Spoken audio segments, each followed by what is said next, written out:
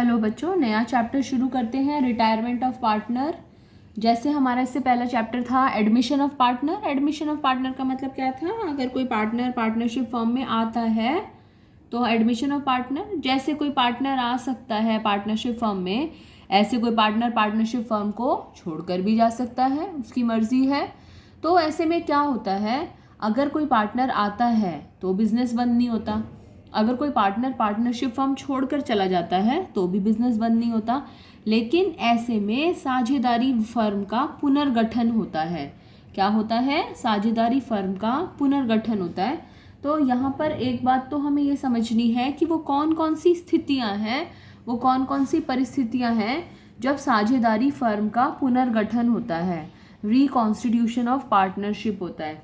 पुनर्गठन से मतलब ये होता है कि भाई बिजनेस तो चलता रहता है, लेकिन बस साझेदारों का जो आपसी समझौता है वो बदल जाता है।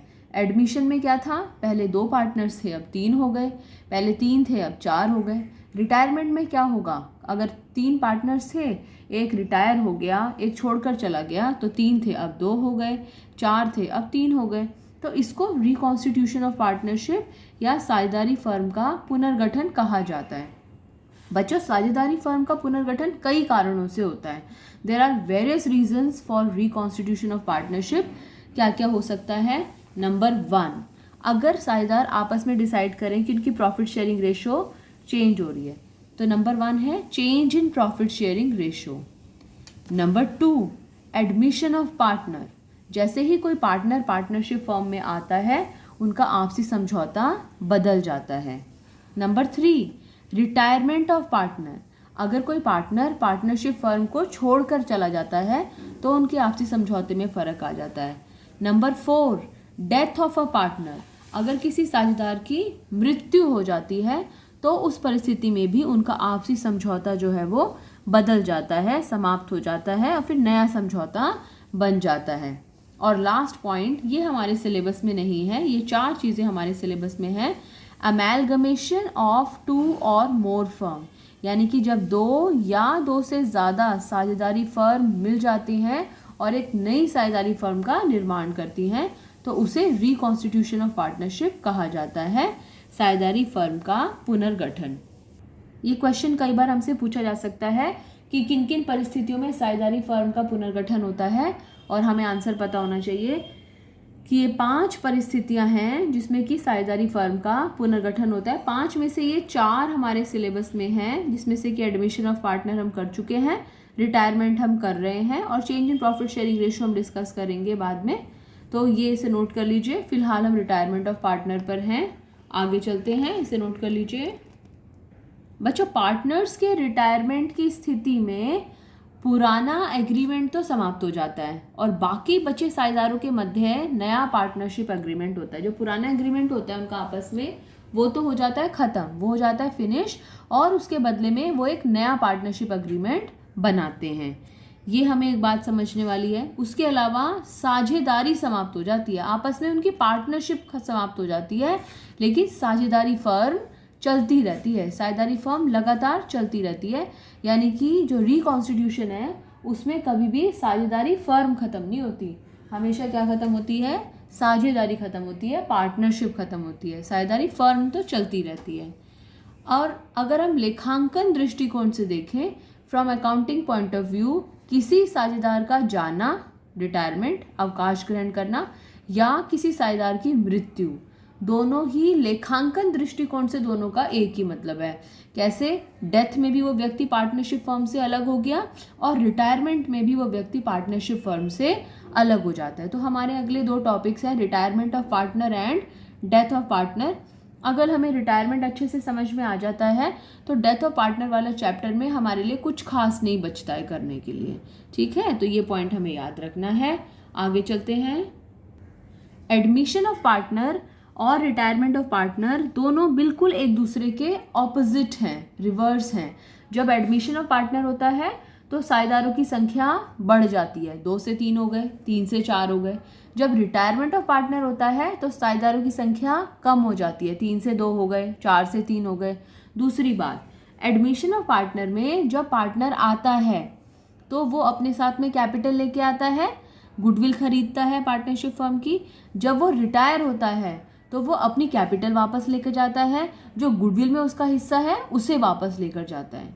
जब कोई नया पार्टनर आता है तो एडमिशन ऑफ पार्टनर में, तो बाकी साझेदारों को उसके लिए अपने हिस्से का त्याग करना पड़ता है। इसलिए हम वहाँ पर क्या कैलकुलेट करते थे, सैक्रिफाइसिंग रेशो।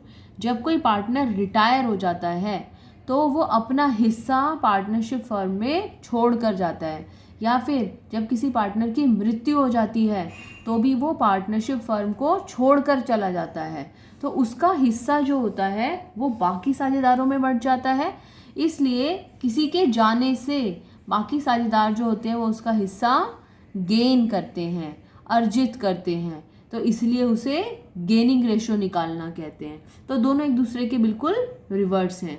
ओके, अगर पार्टनर रिटायर होता है, जब पार्टनर रिटायर हो रहा है तो वो क्या क्या वापस लेके जाता है पार्टनरशिप फर्म से, या फिर हम ये कह सकते हैं कि रिटायरमेंट के समय रिटायरिंग पार्टनर को क्या क्या लौटाना पड़ता है पार्टनरशिप फर्म को। देखते हैं। नंबर 1, कैपिटल अकाउंट का बैलेंस, और वो भी कौन सा बैलेंस, क्रेडिट बैलेंस। इसे नोट करते जाइएगा, बहुत इंपॉर्टेंट है।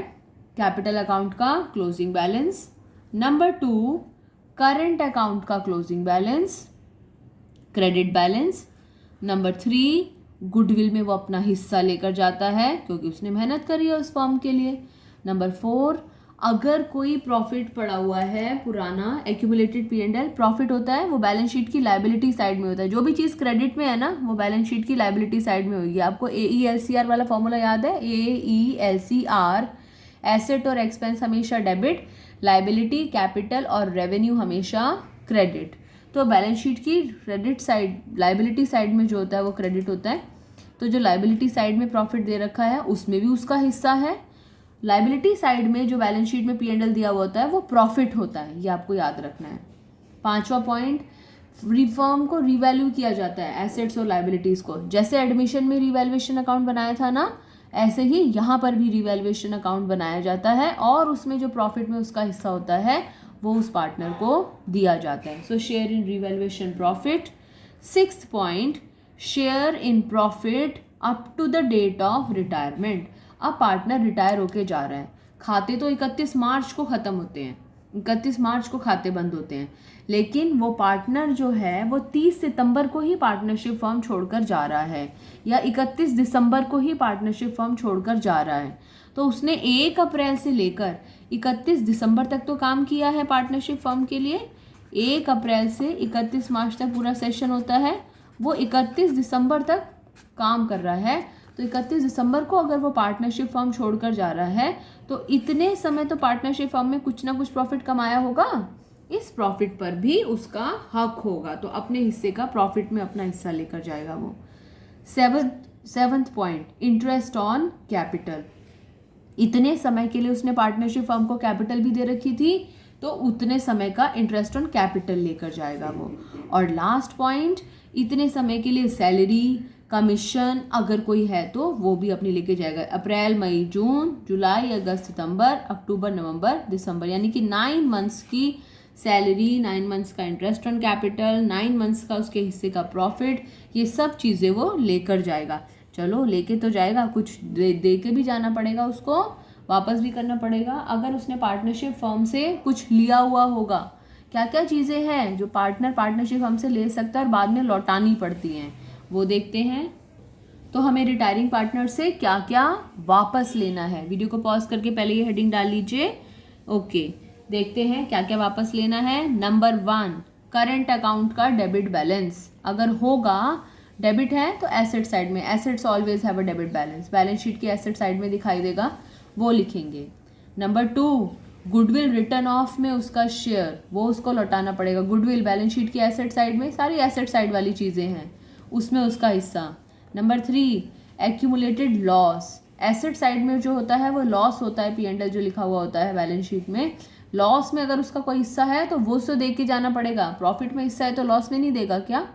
और नंबर 4, अगर कोई रिवैल्यूएशन का लॉस हुआ है उसका हिस्सा उसको पे करना पड़ेगा। जब प्रॉफिट लेके जाएगा तो लॉस होगा तो लॉस का भी हिस्सा देना पड़ेगा उसको।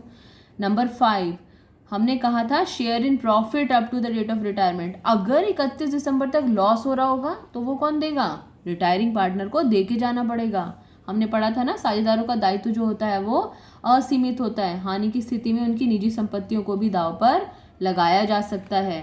6 point, drawings up to the date of retirement, अगर उसने कोई ड्रॉइंग्स ली है।